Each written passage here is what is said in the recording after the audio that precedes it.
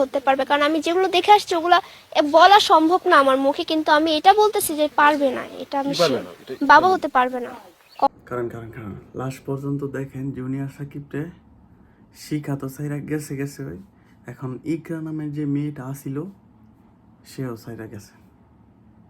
তো কি ঘটনাটা হয়েছে সম্পূর্ণ ভিডিওটা আপনাদেরকে আমি দেখামু, আর ভিডিওটা ধৈর্য সহকারে দেখতে থাকেন কি ঘটনাটাই ঘটলো জুনিয়র সাকিবের সাথে, ঠিক আছে? ওদের ভালোবাসা এরকম, মানে এরকম সিস্টেম মানুষের সাজানোর নাটকের মতো একটা বানাইছে, ওরা সবাই ভাইরাল হওয়ার জন্য এরকম বানাইছে, বুঝছেন? তো আপনাদেরকে ভিডিওটা আমি দেখামো, এখন দেখ।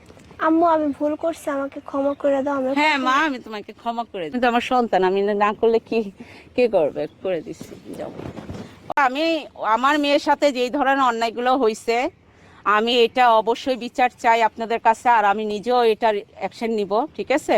আর ও যে কখনো এই ধরনের কোনো বাচ্চাদেরকে নিয়ে এই ধরনের নাটক না বানাইতে পারে, ঠিক আছে, এই ধরনের কাজ না করতে পারে, অবশ্যই এটা আপনারা খেয়াল রাখবেন, ঠিক আছে? আর আমার যেটা করণীয় আমি সেটা করব। হ্যাঁ, বয়েসগুলো শোনাবো।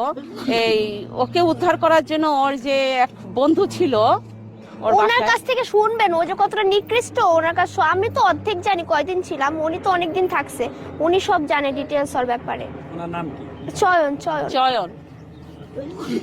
আর শুনেন আরেকটা কথা হলো যে এই ছেলেটা ছলে বলে কৌশলে যেভাবে হোক মানুষকে ফাঁসায়, ঠিক আছে? লাস্ট পর্যায়ে দেখেন ওই কি বলে জুনিয়র মিশা, সেই ভিডিওটা আপনারা দেখেন। তার মা এবং মেয়ে দুইজনে ভাইরাল হবে, মেয়ে তো ভাইরাল হইছে, এখন মাও চাচ্ছে যে মেয়ের সাথে একটু ঘুরা মাস্ক লাগায় যেন ভাইরাল হয়। পরে তো মাস্ক কাছে আসছে ভাইরাল হওয়ার জন্য আপনার স্ত্রী? হ্যাঁ, ছোট মেয়েকে দেখেন, ছোট বোন, ওর ছোট বোনকে নিয়ে টিকটক করতেছে, সোলো মিশন। মানে আপনার স্ত্রী হয়েছে ভাইরাল হওয়ার জন্য? অবশ্যই, কারণ আগে টিকটকে কোনো ফলোয়ারই ছিল না, এখন ভিডিও চালে লাখ লাখ ভিউ। ওরে ভাইরালের নেশায় ধরছে, ভাইরাল ওর মা, আর ও চাচ্ছে যে মানে ভাইরাল হোক। এমন জানি এখান থেকে একটা ভিডিওতে বলছে ওর স্বপ্নই ছিল মডেল হওয়া, ভাইরাল হয়েছে, এখন মডেলিং করবে আর জুনিয়র সাকিবের নামে বদনাম করবে। এটা মানে কি গাইস, ও নাটক করতে আইছিল? কমেন্টে জানা যাবেন আপনারা কি মনে করেন। আমি পালিয়ে চলে আসতে চাইছিলাম, ও আমাকে ধরে বাসায় নিয়ে গেছে আমার মার সাথে, ও অভিনয় করে আপোষ হয়ে আমার কাছে তখন দিয়ে দিছে, তখন ও একটা সাদা কাগজে সাইন নিছে। আপনার মেয়ে তো মনে মনে ওকে ভালোবাসে, যে এখনো কথা বললেও দেখবেন ও মনে মনে ওরে চায়। যদি না এই ধরনের আপনি তেজ্য মেয়ে করে দিবেন নাকি? না, এটা হবে না।